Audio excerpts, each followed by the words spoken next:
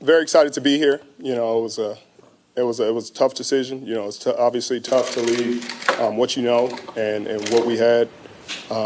But things happen and you got to move on. You know, I'm thankful for everything that I had in Seattle and, you know, what those fans brought and what my teammates brought. But I'm looking forward to moving on to a new chapter and helping this team win ball games. Obviously, the things they did at the end of the season, the last 5 games, were unbelievable. And we hope to repeat that success in the upcoming year. Jimmy is a tremendous asset for this team, and he played outstanding football. But there are a lot of young guys who I expect to have a leap from last year to this year. And you know, I'm looking forward to the challenge of growing with another group of men and bringing them back to the top. Richard, did the 49ers, did John and Kyle have to convince you that this was the right place for you? No, they didn't. I wouldn't have taken the visit first if I didn't feel comfortable with what they offered as a team, their chances at competing and winning in this football league. You know, obviously I've been part of a lot of winning teams, and I know what it takes, and I know the formula, and I think they have it here. From afar, you've seen, I'm sure, the kind of dysfunction that's been in this organization for several years. So what about this current incarnation of the 49ers makes you believe that this is a place that's ready to win? Well, it's John and it's Kyle. They brought stability to this organization. They brought fun. They brought belief. They brought faith. The players believe they can win. The players believe in the staff. I think the staff, everybody that I've spoken to, speaks very highly about everybody in the staff. Kyle is obviously innovative offensively and had a ton of respect for the way he calls the game for a long time. You know, we've played him since, I want to say my rookie year, actually, when he was with Washington. And he always gives us issues, you know, with plays that we've never seen, routes that we've never seen, concepts, and then the rest of the league piggybacks on what he has, and they're like, oh, my God, look at these great offensive coordinators. Like, literally, they're just copying what this guy did against us for the past 5 games. So, congratulations, you can copycat. But I really appreciate his offensive approach. And defensively with Robert Saleh, you know, it's familiarity there. You know, I've done well in this scheme. I played well in this scheme. I know it like the back of my hand, the front of my hand. In terms of the distance from my family, you know, I'm a West Coast guy. I'm a Bay Area guy. Well, I'm an LA guy, but, you know, spent 5 years in the Bay Area going to Stanford. So, you know, I've won a lot of games wearing red. Richard, for years and years, we tried to get you on a conference call before Niner games, and we were unsuccessful. You guys got me on a ton of them before, like, the NFC Championship. You guys stopped asking. And then I did a press conference every Wednesday. Well, okay, now let me finish. So we were largely unsuccessful getting you on a conference call. Now we just had you on a conference call, and you're back to talk to us again. Do you regret not talking to us? Were you part of that conference call? Did you see how it went? No, that's what was frightening me. That wasn't my dog.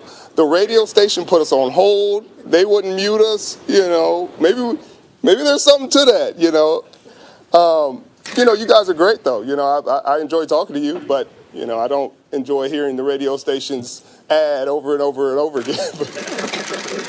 Sure. Your health and your projection, your timetable on getting back on the field. What do you foresee?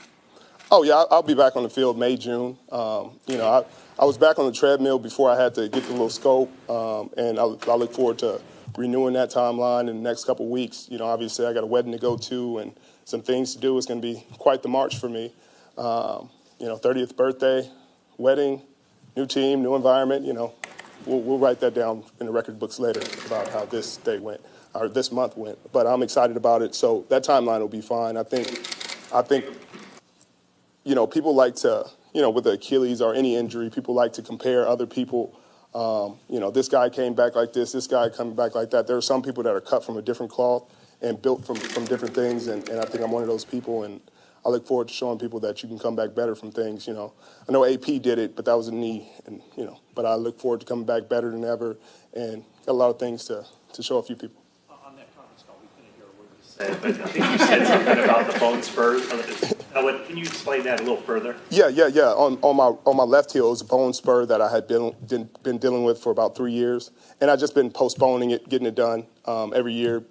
One year was my son being born. We had lost the Super Bowl. My son was being born, so I didn't want to get it done then. Then we went on vacation, and they're like, you're going to be out for a month and a half, 2 months. So I'm like, when do you really want to be walking around on crutches on vacation? The next year, same deal. You push it back. And this year we had booked it before the season even started because my trainers were like, oh, you pushed it back far enough. And so we had booked it in July. And, after the Achilles ruptured, I just had to wait a couple more weeks and get it done then when my Achilles got strong enough. So that's on pace for how long is the recovery for that as opposed Oh, it's 4 to 6 weeks. 4 to 6 weeks. It's just bone edema and, getting the swelling out and just getting back to it. It's nothing structurally with my Achilles or anything. Richard, what was important for you to negotiate your own contract, and how did that experience go? It was really important to me. I think that a lot of times in our league there are players that have the ability to do that and have the ability to structure their own deals and really take advantage of just being in control of their own destiny. Sometimes these agents, there are great agents in our game that take care of their players, make sure that our players are ready for life after football, their finances, whatever the case may be. And then there are some agents who negotiate a deal in 2006 and don't talk to their client again until 2010, or whatever the case may be. And that's the things that we're trying to avoid, and I'm trying to avoid. And I didn't feel like I needed an agent. I felt like I knew contracts well enough, and I felt like, coming off the Achilles, there's not, there's going to be negotiation points. There's going to be give and takes on both sides, and I felt comfortable with that. Bashed in some circles for the contract you signed. What ticks you off the most, or what do you think is the biggest misconception from what you've heard? Well, the biggest misconception is that it's a bad deal. I think, if you're comparing it to my last deal in Seattle, I had no money guaranteed. So if I'm basing it off just going off my last year in Seattle and you compared it, I got no money guaranteed. I'm going into Seattle. I'm coming off a ruptured Achilles. What do I have? What security do I have there? With this deal, I get $5 million guaranteed, which is half of my other contract. I get the ability to make more than I could have done whether I played at an all-pro level or not in Seattle. And that's really all that I wanted. And I play at the level that I'm capable of. I feel security in the upcoming years, and I feel comfortable with that.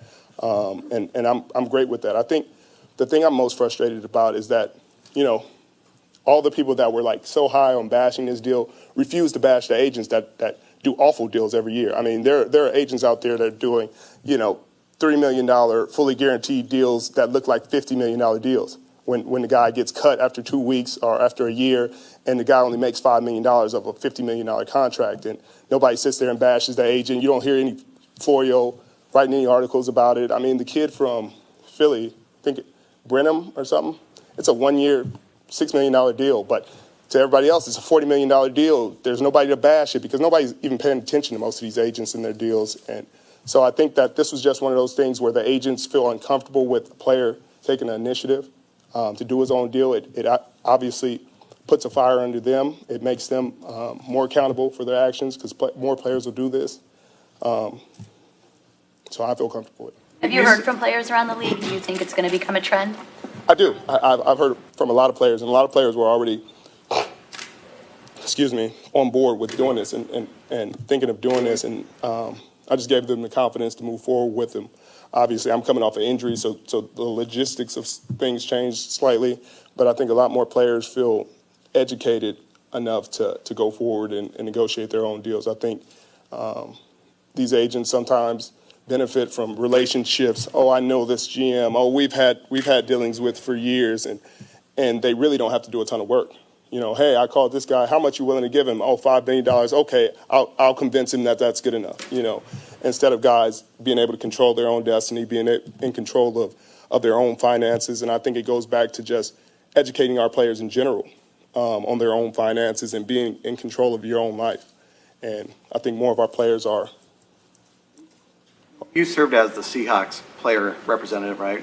Thank you. Is that something that you'd want to do here? And is that, Eric Reed was it the last few years with the 49ers. Are you concerned at all what his status is in the league right now? We are concerned because he played at a high level for just about every year that he's played in this league. He's made enough plays to be signed with the league. Signed with the team and to make his money. He deserves his money. If safeties make a certain amount, I would think he's top 5, top 10 safeties in this league. So He deserves to be paid accordingly. So there is concern there because you would think a player of his caliber and his quality would be picked up by now. But, I think they're, great teams are still looking and people are still looking for players. And I'm praying that he gets picked up. But if he doesn't, then I think there will be a conversation with the league office and the union on potential legal action.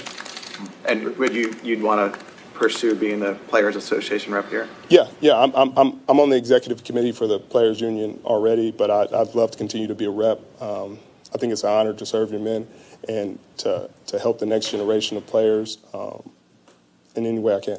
Richard, on a related note, when you were considering your options in your short time as a free agent, how important was it to come to a team like the 49ers that have been at the forefront of player activism? I think, I honestly, that didn't really come into play as much. Obviously, I feel free to speak as I want, obviously, in terms of how I feel on different social issues, et cetera, and obviously the 49ers have been open to allowing their players the freedom to express themselves on this platform. So that is something that is great about this organization. But the biggest thing was Kyle and John reaching out initially. They reached out within 5-10 minutes of the news hitting the wire, and just having that kind of respect from a team means a lot to me. There were other teams that reached out consequently after, but I think that meant a lot to me. Just the want of a team, a team showing you that they want you, that they value you. Obviously, Seattle showed that they didn't value me as much, letting me go see the market. So I think there's something to be said for both. Given your about getting rid of I got you next. the catch rule, getting rid of the going to the ground part of that, in terms of maintaining accession to the ground, what are your perspective on that? I'm in favor of it because it gives the refs more clarity, and I think anytime you give the referees more of a straight line edge to call plays, I think it's better for the game. I think, obviously, there's been a lot of scrutiny on the catch rule, and last year my team was at the wrong end of it. A guy caught the ball, ran 3-4 steps, put his hand on the ground, fell, fumbled the ball, and nobody touched him, and they said it was an incomplete pass, and it was the most ridiculous thing I think I've ever seen. And I think that they need to do more rules like that. They need to take the gray area out of a lot more rules because the rule book is getting too crazy. It's getting too extensive. Every game, the refs are getting scrutinized left and right when it's like it's a bang-bang play. This game is happening a million miles an hour, and there's really nothing you can do about it. The rule book is so complex. So how many times can you think of 1,500 rules in a second of a play and see which ones apply to that particular play?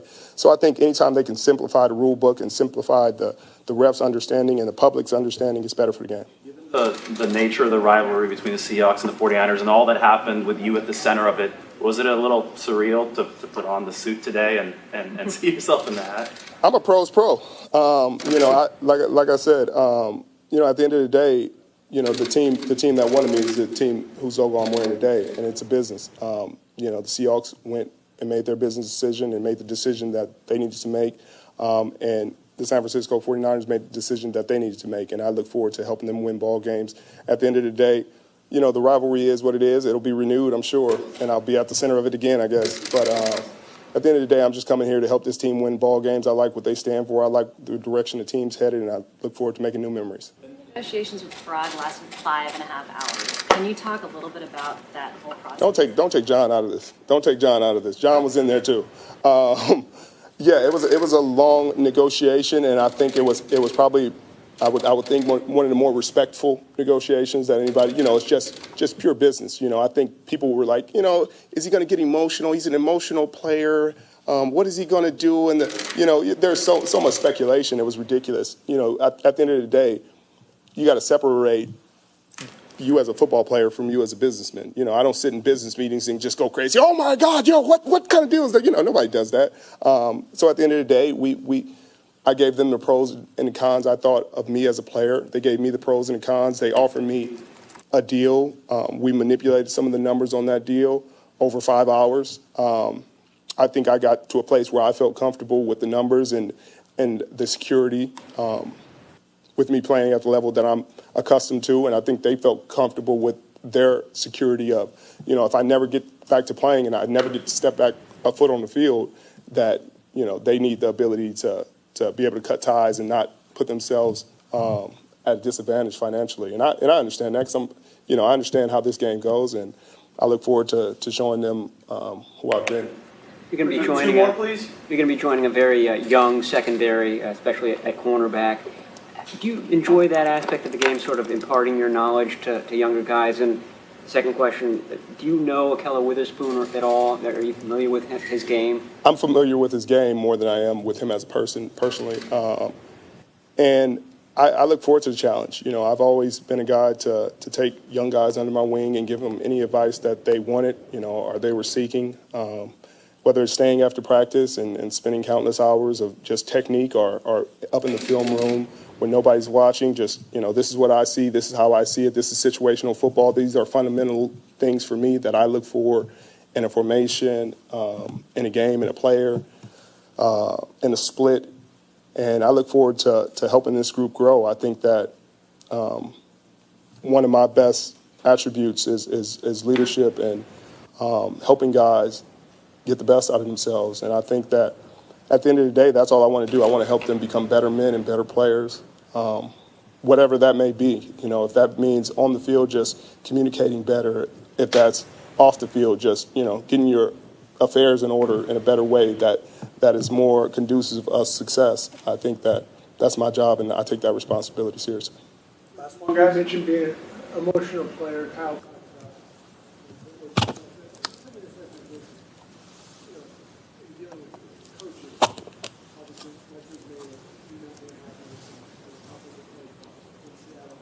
Was that much ado about nothing, or you look back at that and say, I think it's both. I think it's kind of much ado about nothing in terms of the organization and how we communicated internally.